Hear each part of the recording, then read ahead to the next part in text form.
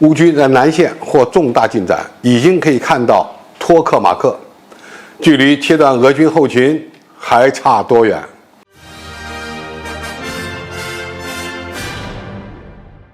关心乌克兰战局的朋友，最近应该注意到一件大事儿，当然这个大事儿是打引号的，是因为乌克兰军队在付出惨重代价之后，终于攻占了扎波罗热前线的乌罗扎伊热耶村。别看这只是个小村子，却让乌克兰军队的前锋部队看到了严重破坏俄军后勤补给线的机会。因为这里距离托克马克只有13.8公里，在罗伯蒂尼方向，乌军已经进入到了罗伯蒂内村，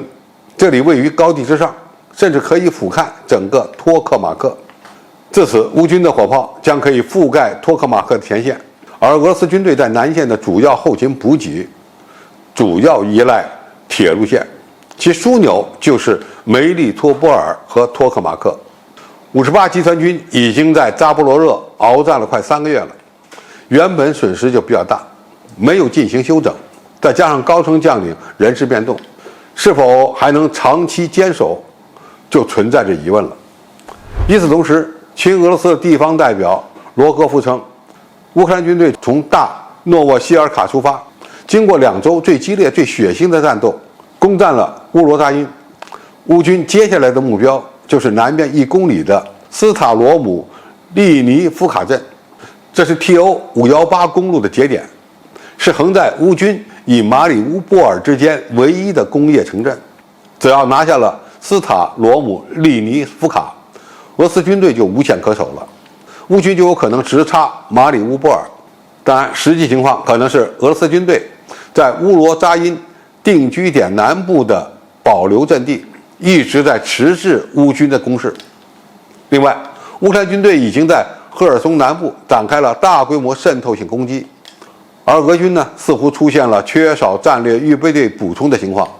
所以乌军的跨第聂伯河攻击行动有可能正在形成机会。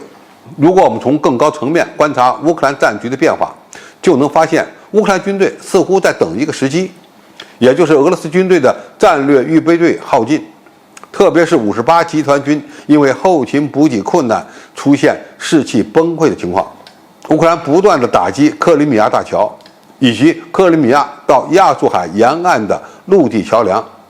都是为这个战略目的服务的。在俄罗斯军队不断猛攻库皮扬斯克的情况下，乌军继续在南线保持压力，就是在赌俄罗斯58集团军可能会扛不住，因为毕竟俄军不会再有第2个58集团军了。对俄罗斯军队来说，现在面临的压力应该还是比较大的。具体表现如下：首先，一旦让乌军能够用常规火炮覆盖俄军后勤补给的铁路线，